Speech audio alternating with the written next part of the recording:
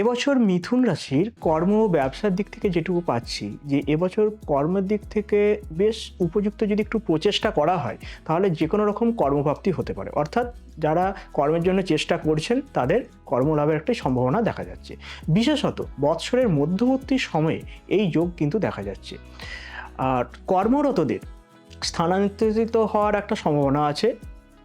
আর ব্যবসার দিক থেকে আমি যেটুকু পাচ্ছি সেটা হচ্ছে একটু চাপ বৃদ্ধি পাবে।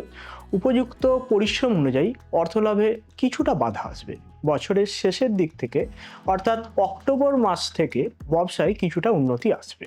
তাহলে আমরা যেটা দেখলাম যে কর্ম এবং ব্যবসায় এমনি ভালো, সাময়িক কিছু হয়তো বাধা বিপত্তি আসতে পারে, তো সেটা আবারও হার্ড ওয়ার্ক, মাথা ঠান্ডা রেখে কাজ করা করলে অবশ্যই কিছুটা এবং হ্যাঁ, শুভ আর দেখুন রেজাল্ট এটা ওভারঅল